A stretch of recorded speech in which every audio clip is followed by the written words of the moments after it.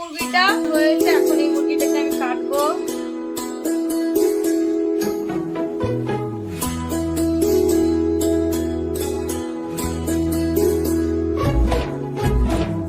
Hello everyone, good morning. Sangeeta's লাইফে তোমাদের সবাইকে জানাই আরও একবার ওয়েলকাম আমার নতুন একটি ব্লগে।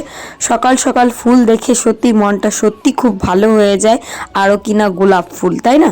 গোলাপ ফুল দেখতে সত্যি খুব ভালো লাগে। আর শীতকালের সিজনে তো ফুলের একটা ছড়াছড়ি। তো শীতের সকালে সবাইকে জানাই অনেক ভালোবাসা। মিষ্টি একটা সকাল বলতে পারো। চারিদিকে কুয়াশায় ভরে গেছে, রাস্তা দিয়ে লোকজন হাঁটাহাঁটি করছে। তবুও দেখো এখন কিন্তু সকাল 7:30 8টা বেজে গেছে, তারপরে দেখো কুয়াশা এরকম। তো এই হচ্ছে পরিস্থিতি সকালবেলার।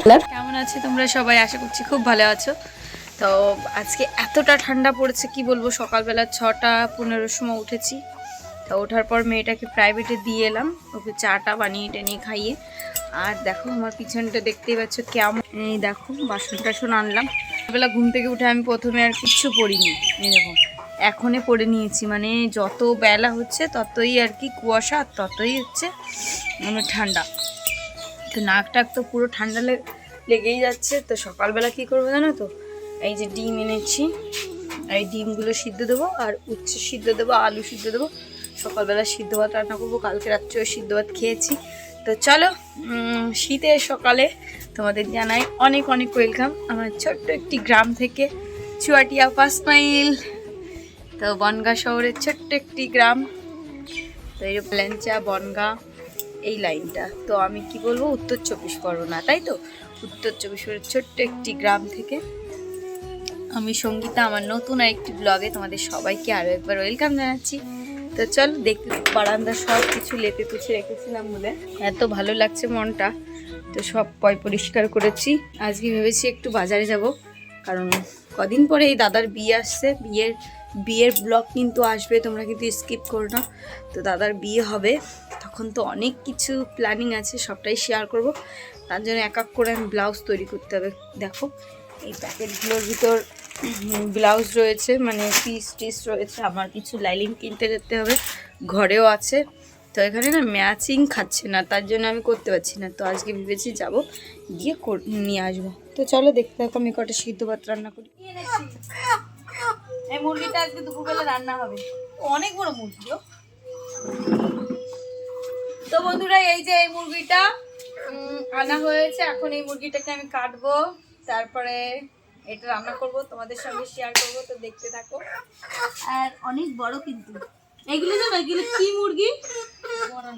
এগুলো বড়ান মুরগি। দেখো আমার ছেড়ে দিয়ে নে। ইয়ে বাবা, দেখ কত গানি করে দাও। এই যে মুরগিগুলো বেশি খারাপ না, খুব যে ভালো তাও। চলো তাহলে করি।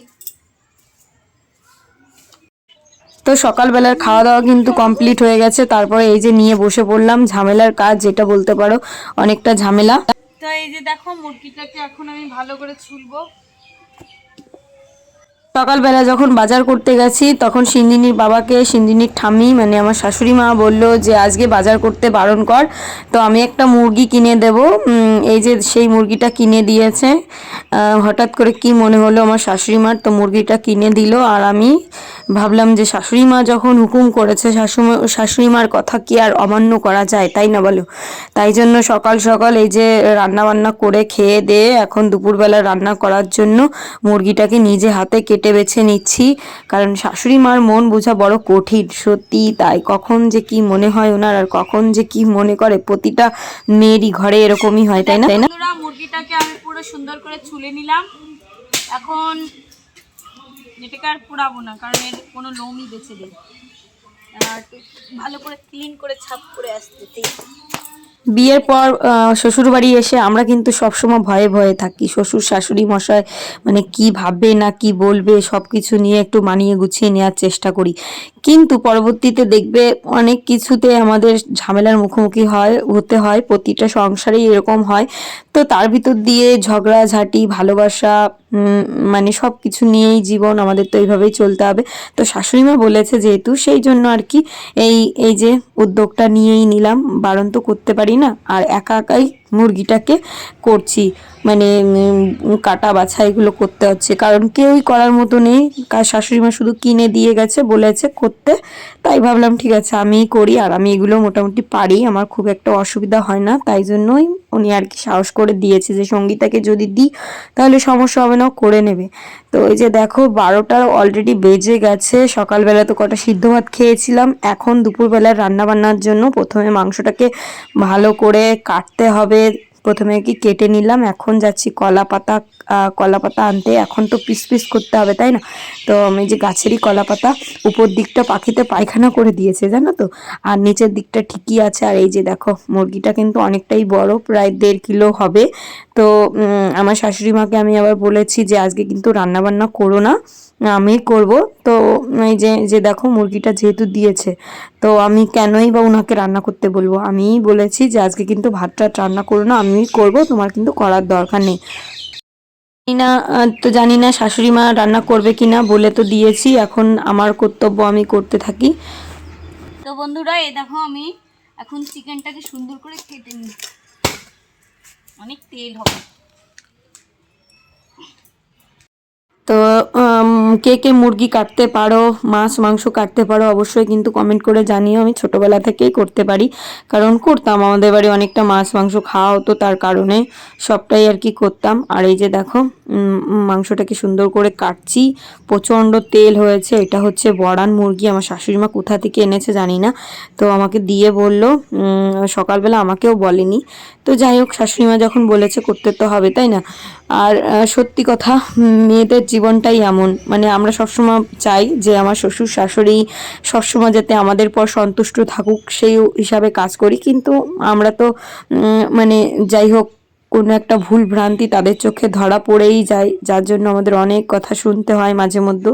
তবু সেগুলোকে বিশেষ করে আমি এমন একটা মেয়ে, কোনো সময়ই পাত্তা দিই না। বিশেষ করে আমি সব কিছুই ভুলে যাই, ভুলে গিয়ে জীবনটাকে এগিয়ে নিয়ে বাঁচতে চাই। মানে অনেক কিছুই জীবনে দেখেছি, সেইগুলো আর তোমাদের সঙ্গে বলতে চাই না, ভালো জিনিসগুলোই তোমাদের সঙ্গে শেয়ার করতে চাই। আর যদি খারাপ জিনিসই শেয়ার করতাম, তাহলে আমি হয়তো ব্লগের মাধ্যমে অনেক অনেক টাইটেল থাম্বনেল দিয়ে অনেক ভিউজ গেইন করতে পারতাম, কিন্তু একদমই সেটা করার ইচ্ছা নেই। তো দেখো যে এক কড়াই হয়ে গেছে, আজকে আমি কড়াইটা কোথাও থেকে আনিনি।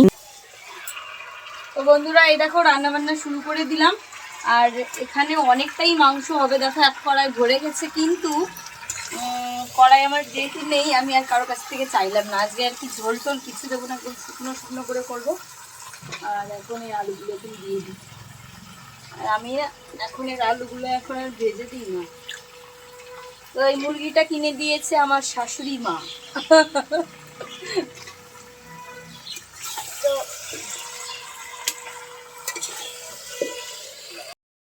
তো রান্না তো শুরু করে দিলাম, রান্না করতে করতে আমার এতটা টাইম লেগে গেছে কি বলবো। এই মুরগিটাকে কাটা, মশলা করা, তারপরে এই উনুনে রান্না করা। আজকে বেশি কিছু রান্না করব না। আর বড় বড় দুটো লেগ পিস রেখেছি, একটা আমার মেয়ের জন্য, একটা শাশুড়ি মার জন্য।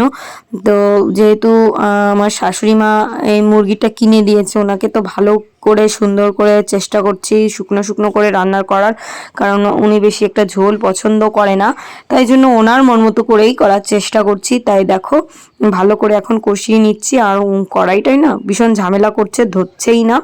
তো আজকে আর কোথা থেকে কড়াই আনিনি, আমার একটা কড়াই কিনতে হবে। যেই উনুনটা বানিয়েছি ওই উনুনটার জন্য একটা লোহার কড়াই কিনবো ভেবেছি। তো এখন আর কিনছি না, কদিন পরেই কিনবো, যেহেতু পৌষ মাসটা চলে যাক তারপরেই কেনাকাটি করব, তাই ভাবলাম। তো তখন তো উনুনে আগুন ধরাতে পারবো, সেই জন্যই আর কি অপেক্ষা করছি। তো এই যে দেখো কড়াইতে আমারটা ধরছেই না, পড়েই যাচ্ছে। তো রান্না বান্না আমার হয়ে গেল। দেখো বন্ধুরা এই যে বসে পড়েছে, রান্না করেছি পেঁয়াজের কালি, আলু ভাজা, এখানে আছে চিকেন, আর আমরা দেখো উনুনের পাশে বসছি। এতটা ঠান্ডা লাগছে, আর কি করব। এই দেখো বাবা, তোমার জন্য একটা লেগ পিস রেখেছি, ওই ঠ্যাং আছে, আর একটা তো ঠাম্মির জন্য। বুঝেছিস? আমি তো কিনেছি। এবুস কি খা, পেঁয়াজের কালি খাস? তো আমি ঘরে গিয়ে আমার শাশুড়ি মাকে বললাম যে আমার রান্না হয়ে গেছে, তুমি যাও গিয়ে খেয়ে নাও তোমার ছেলে আর নাতিকে দিয়ে। তা বলছে না আমি এখন খাবো না। তারপরে ওনার জন্য আমি আলাদা করে বাটিতে তুলে রেখেছিলাম, মানে বেশি করে একটা বড় বাটিতে, তো সেটা দিয়ে আসছি। আর আমার শ্বশুর মশাইয়ের জন্য দেখেছি দুপুরবেলা রান্না করেছে, মানে ওনাকে বলেছি তারপরেও রান্না করেছে। যাই হোক কিছু করার নেই, উনি নিজে থেকে দিল মাংসটা রান্না করার জন্য, আবার নিজেই ভাত রান্না করলো, নিজেরাই খেলো। তারপরে আমি ভাবলাম যে এই যে এই বাটিটায় মানে এরকম একটা বড় সাইজের বাটিতে দিয়ে দিয়েছি। তারপরে দেখো গেছি দুপুরবেলা খাওয়া দাওয়া করার পরে আমাদের গ্রামে একটা অযোধ্যা থেকে প্রতিটা গ্রামে আর কি কলস পাঠানো হয়েছে। সেই কলসের ভিতর চাল আছে, সেই চাল সবাইকে মুঠো মুঠো করে দেওয়া হবে। আর এখানে সবাই আর কি গ্রাম পরিক্রমা করবে, ঘুরবে আর কি। তো জয় শ্রী রামের যে মন্দিরটা হচ্ছে 500 বছর পরে, এই যে কত যুদ্ধ ঝড় ঝাপটা পেরিয়ে সত্যি আমরা খুব খুশি। 22শে জানুয়ারি সেই মন্দিরটার উদ্বোধন হবে, তোমরা অবশ্যই জানো। তার জন্য প্রতিটা গ্রামে এরকম হচ্ছে আর কি। তো তাই দেখতে আমরা গেছিলাম, কিন্তু আমাদের বলেছিল রেডি হয়ে যাওয়ার জন্য, যেহেতু গ্রাম ঘুরবে। কিন্তু সত্যি রান্না বান্না করতে করতে এতটা লেট হয়েছে আর ঘোরা হলো না। তারপর আমি, চৈতালি, আমার শাশুড়ি মা, আমার মেয়ে কজন মিলে মানে আমাদের সামনের মাঠে আসছি। এসে পরে একটু দেখছিলাম, তো এখানে জয় শ্রীরাম সবাই আর কি মালা দিচ্ছে, তারপরে সব আর কি নিয়ম কানুন যেটা আছে সেটাই করছে। তো দেখো বন্ধুরা, এই যে হচ্ছে ব্লাড সেন্টার। এখানে হচ্ছে বন্যার ত্রাণে বাঁচার জন্য এখানে হচ্ছে সবাই আশ্রয় নেই যখন বন্যা হতো। আর আমরা আছি স্কুল মাঠে আছি। আর ওইখানে দেখো সেই আজকে মিছিল বেরিয়েছে। এটা কি রাম মন্দিরের শোভাযাত্রার জন্য সব গ্রামে এরকম ঘুরছে আর কি।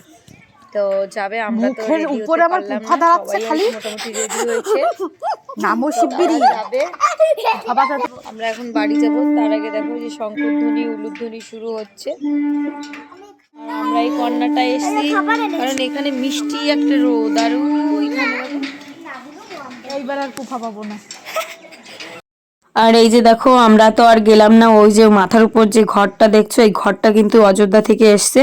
তো সবাই এই ঘরটা নিয়ে আর কি গ্রাম পরিক্রমা করছে, আমি আর গেলাম না। তারপরে এইটাই দেখছিলাম, দেখার পরে তারপরে মেয়ের আর কি কালকের পরের দিন খেলা আছে, তো আমি ভিডিও কন্টিনিউ করিনি, তো সেটাও তোমাদের সঙ্গে দেখিয়ে দিচ্ছি। চলো, আমার মেয়ে ফার্স্ট হলো না সেকেন্ড হলো সেটাও তোমাদের সঙ্গে শেয়ার করব। তো এই যে দেখো আমাদের বাড়ির সামনে দিয়েই যাচ্ছে এই রাস্তাটা, তোমরা তো জানো 2 দিন আগে হয়েছে। তো রাস্তাটা হওয়াতে সত্যি আমাদের ভীষণ সুবিধা হয়েছে, যে এতটা মানে খারাপ ছিল রাস্তাটা। আসো বাবা, খেতে এসে গেছি রে।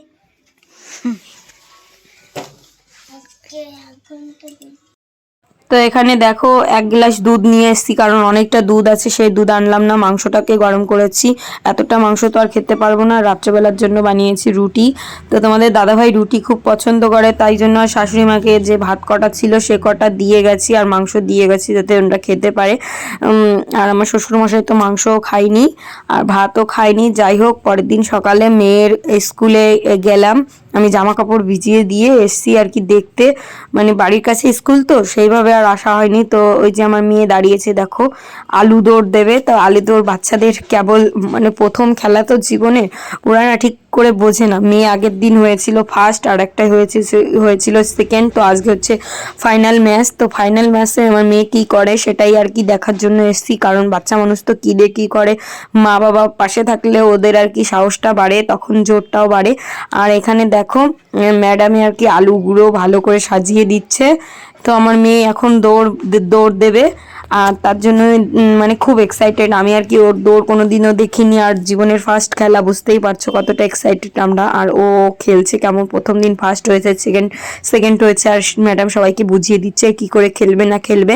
তাই জন্য আর কি দেখছিলাম। আর সিঞ্জিনিকে বলছিলাম তোমার কিন্তু এই পাশের আলুটা, আমার মেয়েটা আবার বলছে কি কোন দিকের, এই দিকটার? তো আমি বললাম হ্যাঁ এই দিকটার বাবা, একদম ম্যাডামের ওই কোনার দিকটার না। তো সবাইকে একটা থালা আর বাটির মতো দিয়ে দিয়েছে যাতে আলুগুলো এনে এনে রাখতে পারে দৌড়ে গিয়ে। তো এখন চলো দৌড়ানো শুরু করুক, দেখবো। দেখো আমার মেয়েটা দৌড়ে আর এই যে আলুটা নিয়ে রাখছে। তারপরে এই যে দৌড়ে দৌড়ে আলু নিয়ে রাখছে, দুবার রাখা হয়ে গেল, লাস্টবার ওর আলু এই যে আরেকজন নিয়ে দৌড় মেরেছে। আমার মেয়ে তো কাঁদতে কাঁদতে দৌড়াতে দৌড়াতে চলে আসছে, কাঁদতে কাঁদতে যে কি হলো। বাচ্চা মানুষ তো অল্পতেই মানে ভয় হয়ে যায়। তারপরে স্যারে বললো তুই কান্না করিস না মা, আমি আবার দাঁড় করাচ্ছি। তো ম্যাডাম বলছে সিঞ্জিনি কান্না করার কি আছে বাবা, তুমি এখানে দাঁড়াও, এইভাবেই হবে। তো এই ছিল আজকের ব্লগটা।